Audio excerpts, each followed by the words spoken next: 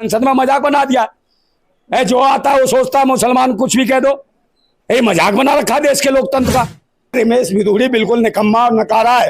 ये पिछड़े वर्ग के अधिकार छिनवाना चाहता है और ये हिंदू मुसलमान के नाम पे इसने जानबूझ के टारगेट किया उस मुस्लिम सांसद को। जो महिला आरक्षण जो है, जो पिछड़ों का जो आरक्षण मिलने वाला था, उस पर कुठाराघात किया है रमेश भिदुड़ी से जो आवाज लगवा के। रमेश भिदुड़ी के ऊपर कार्रवाई होनी चाहिए, इसको निलंबित करो और आजीवन इसके चुनाव लड़ने पर प्रतिबंध लगना चाहिए। देश शुरू नहीं हुआ उससे पहले खत्म होने पे जा रहा है, ये विश्व गुरु है। हर बार इनके पास एक ही है, हिंदुस्तान पाकिस्तान, हिंदू मुसलमान, जात पात, मंदिर मस्जिद, और कहीं इनका देवता या देवी या भगवान कहीं कुतुब मीनार के नीचे दबा होता है, कि ज्ञान वापी में दबा होता है।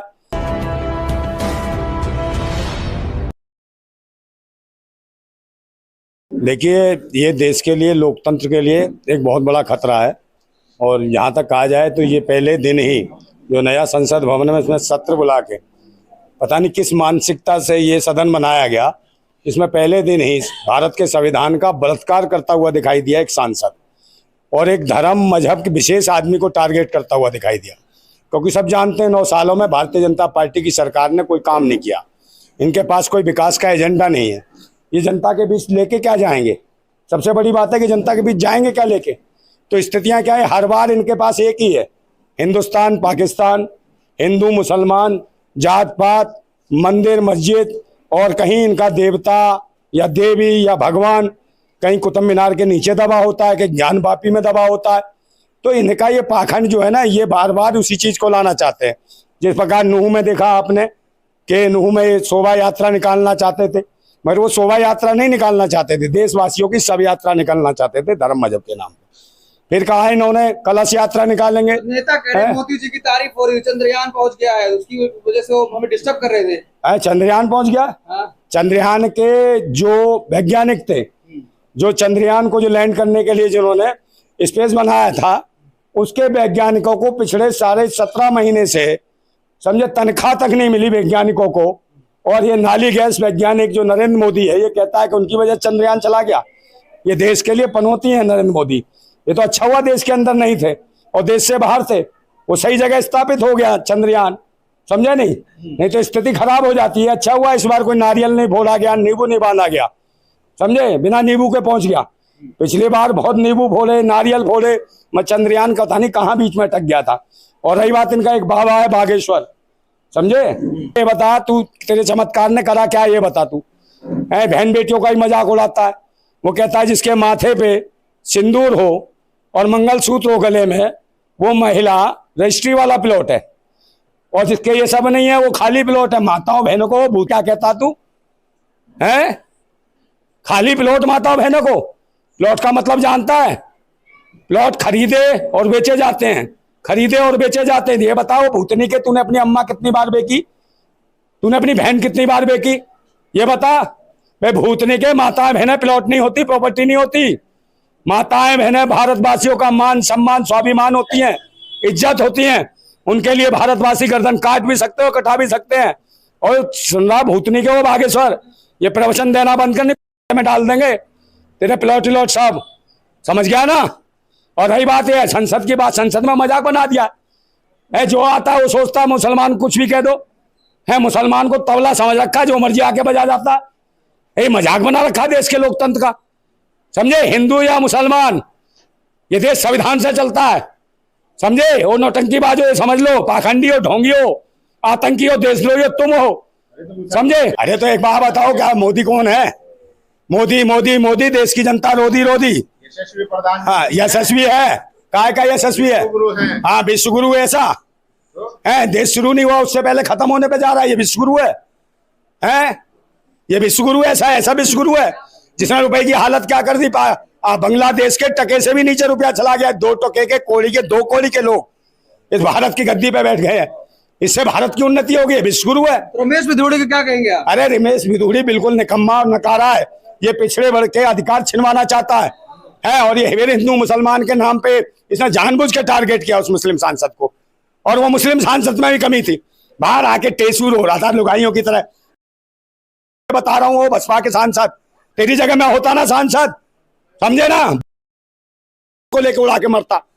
ऐसे संसद में जब ऐसे ऐसी मानसिकता के लोगों को छोड़ना नहीं चाहिए। और क्या कर रहा था वहां, रोका को रहा था, माइक नहीं था तेरे पास, देता गाली है? अकेले क्या था? तो कहो असंवैधानिक क्या किए? वो संवैधानिक करेगा, उसकी सरकार है, किसी की माँ बहन करेगा है? और इसकी अम्मा की आइस पाइस धप्पा हम भी नहीं कर सकते क्या? है बकवास करते हैं।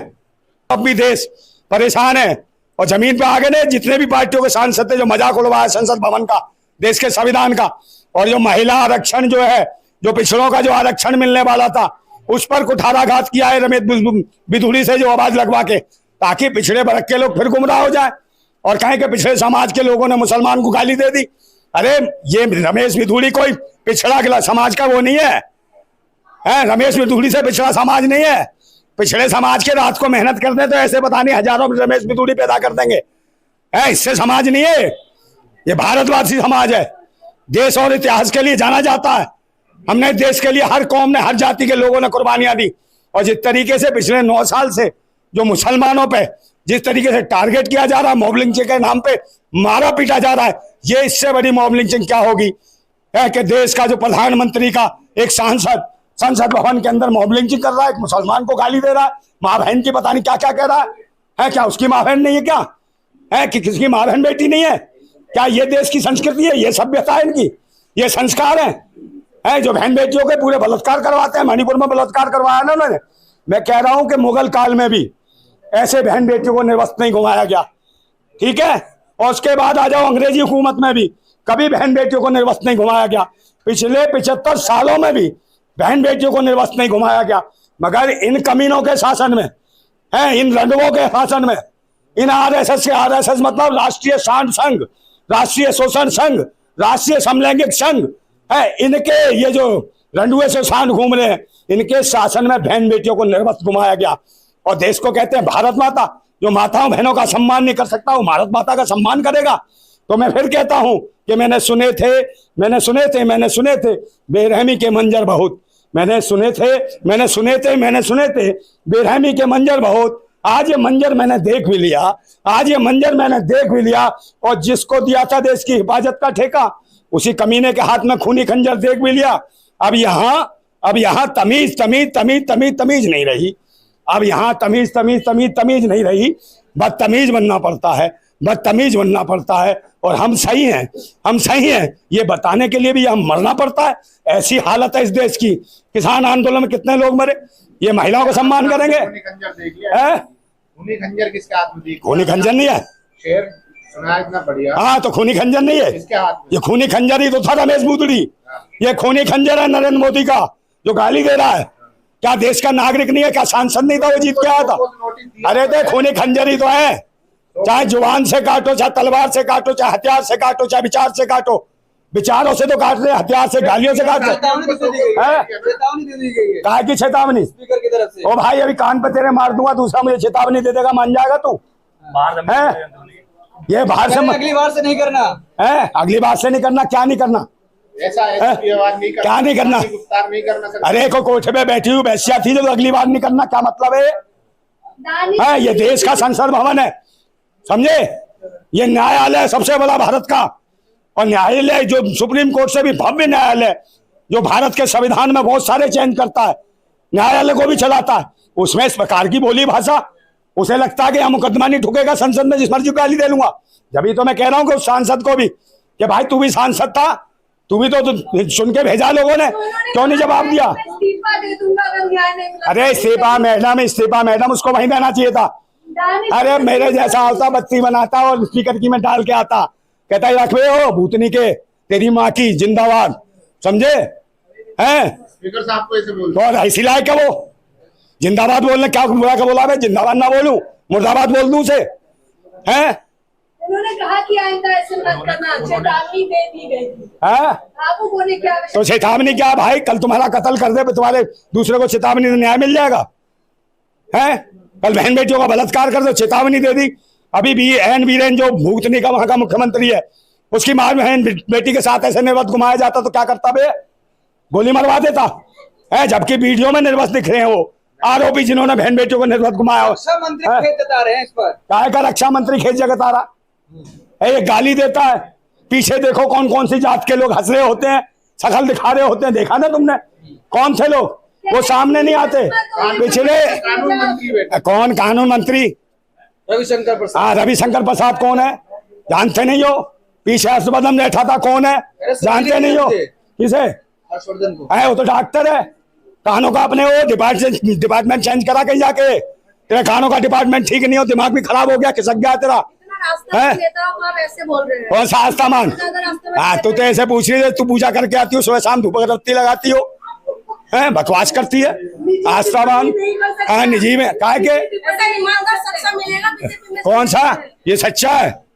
बहन बेटियों का कच्छा उतार लेते हैं, नंगा करते हैं बहन मेरी।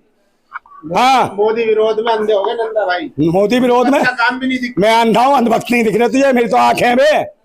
हाँ, इतना विरोध करते हैं कि अच्छे काम भी नहीं दिखते। कौन सा अच्छा? तू ही बता दे, एक बता दे कौन सा अच्छा? G20 करवाया। ये G20 क्या है?